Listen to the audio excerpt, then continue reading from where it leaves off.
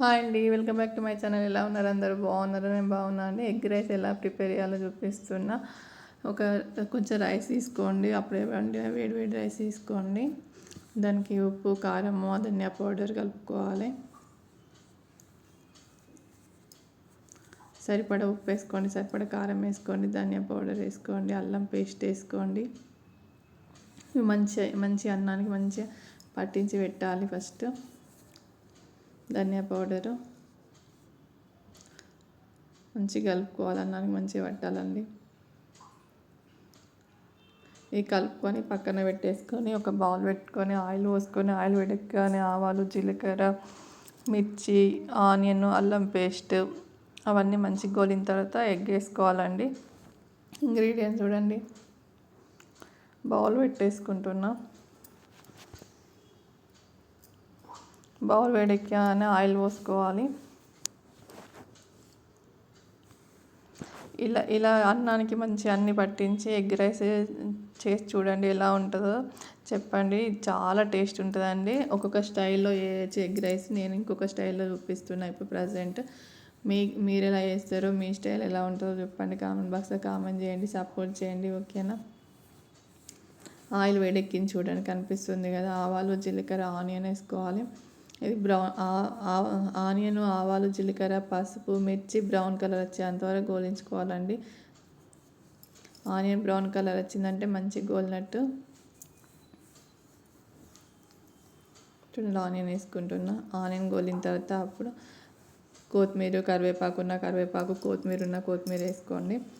ఇవి గోలిన తర్వాత నేను కొత్తిమీర వేసుకుంటున్నా. ఎప్పుడైనా కొత్తిమీర ముందే వేసుకోవాలని చెప్తూ ఉంటాను కదండి. ముందే వేసుకుంటే ఫ్లేవర్ బాగుంటుందని. మంచిగా గోలించుకోవాలి, బ్రౌన్ కలర్ వచ్చేంతవరకు గోలించుకోవాలి.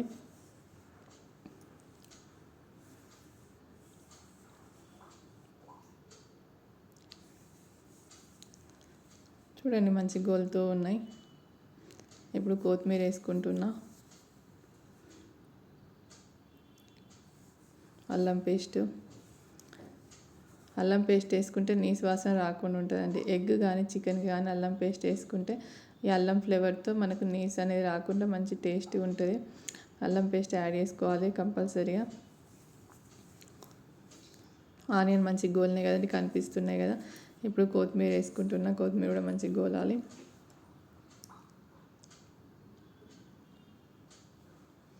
జస్ట్ ఒక 2 minutes ఉంటే అన్ని మంచిగా గోలుతూ ఉంటాయి. కలుపుతూ ఉండాలి, కలపకపోతే మాడిపోతూ ఉంటుంది. కలుపుతూ ఉండాలి. ఒక 2 minutes కలుపుతూ ఉంటే మాడిపోదు. పసుపు వేసుకుంటున్నా.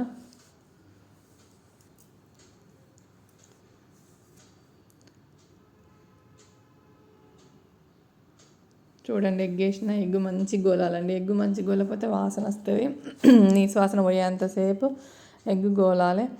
నీసు వాసన కనిపించకుండా అంటే మనకు స్మెల్ రాకుండా ఉండాలంటే దీంట్లోనే కారము, కొంచెం లైట్గా ఉప్పు, ధనియా పౌడర్ కూడా వేసుకోవాలండి. సో ఎగ్ వాసన అనేది రాకుండా మంచిగా ఉంటుంది ఫ్లేవర్ అనేది. చూడండి, వాసన పోయేంత వరకు మంచిగా గోలుతుంది కదండి.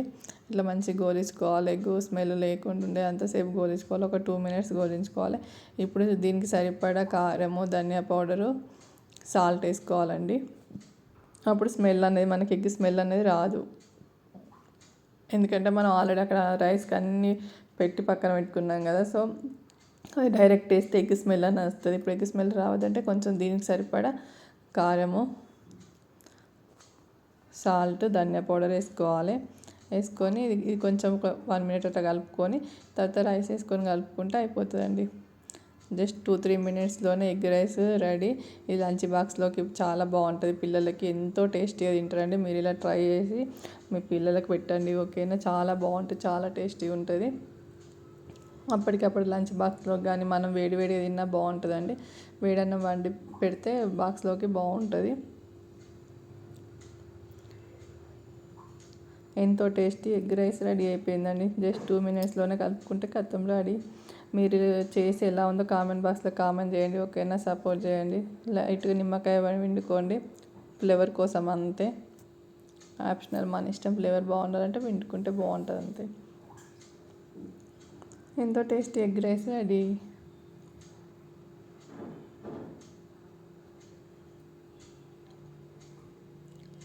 ఓకేనా, థ్యాంక్ యూ.